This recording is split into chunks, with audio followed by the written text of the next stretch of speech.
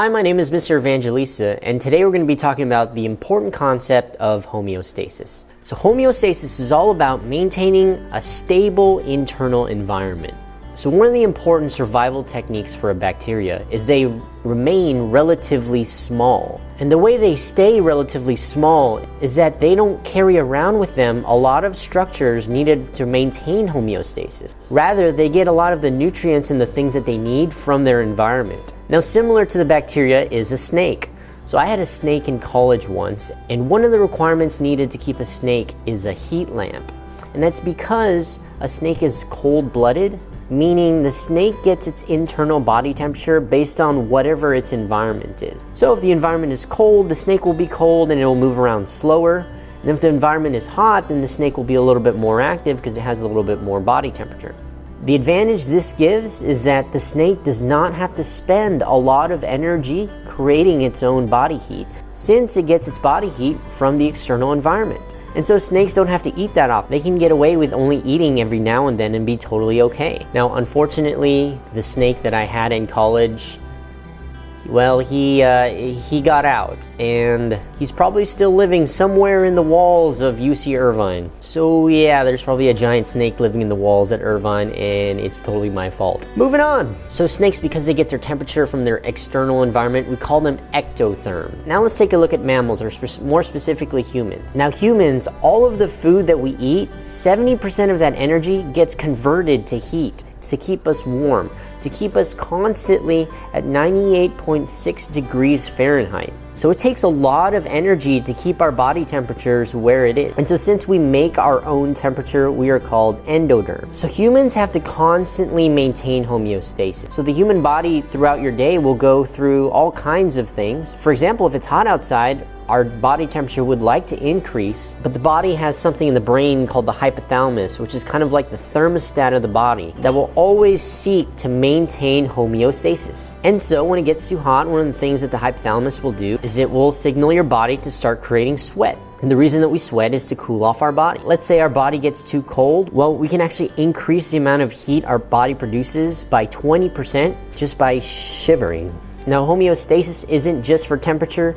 Let's say that we need more water in our body, and so our body will signal to us that we feel thirsty, and then we'll go take a drink of water. Well, when we go to urinate, then a lot of that excess water will be given off. Now, maintaining homeostasis is an important mechanism in a lot of organisms. So let's take a look at a salmon. A salmon is born in a freshwater river, so the salt concentration in that water is very, very low. When the salmon hatch, they go down river to the ocean where there's a lot of food and they can grow. But now the water has a much higher salt content. And so to be able to adjust to this change in salt concentration, the salmon has to maintain homeostasis through a process called osmoregulation. And the salmon will go back to the river to spawn and reproduce, and it's kind of sad. Salmon will never ever meet their babies or their parents. Once they've given birth, that's their life's purpose. They end up dying after laying those eggs, and pretty difficult life as a salmon.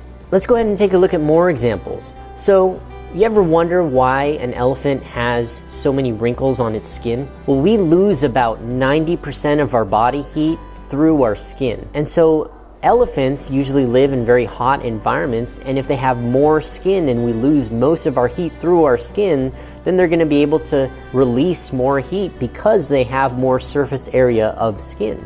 Now, another important concept in the regulation of temperature is we vasodilate when we're hot and we vasoconstrict when we're cold. What does that mean? So vasodilation is when your blood vessels will get bigger.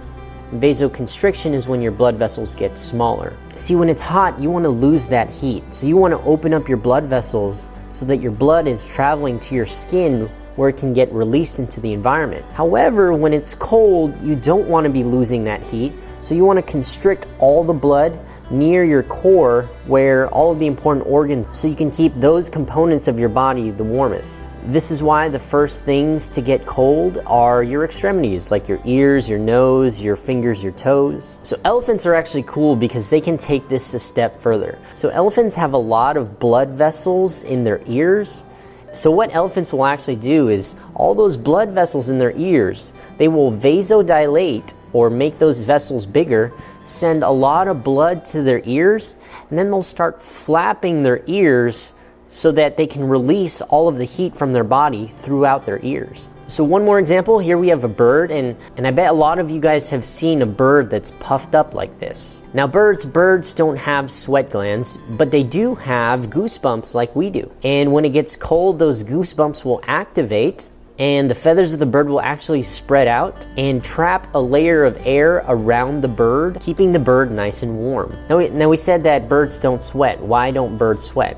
Well, if you think about it, birds need to be able to fly, and so they really can't afford to be carrying around excess water in their body. And so because birds don't carry a lot of water, their bird droppings are actually very concentrated. They're not diluted with water like ours is. They're just pure uric acid almost. And what this can do is when they poop on your car, that uric acid can go and dissolve some of the paint off of your car. Another thing about birds trying to conserve water and not being able to sweat, so birds attract their mates a lot by doing a lot of mating dances. And so, you know, birds can put their hands up in the air like they just don't care and not be scared about sweaty armpits or any of that. They can just dance all night because they don't even have sweat glands. But can you stop making all of corny jokes, please? You're not even funny. Now, all of these things that we've been talking about are to maintain homeostasis.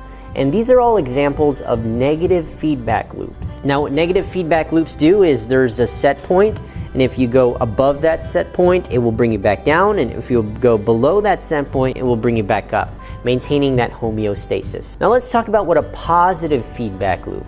So a positive feedback loop will actually amplify a signal. So an example of this is during childbirth. When a baby gets big enough, the head or some part of the body will press against the side of the uterus. And what that does is it releases oxytocin, this chemical. And when oxytocin is released, what it does is it actually causes more contractions, which causes more oxytocin to be released, which causes more contractions, and you can see how this positive feedback loop will keep on going and going and going until a baby is born. I really appreciate you guys watching this video, and I hope that made sense.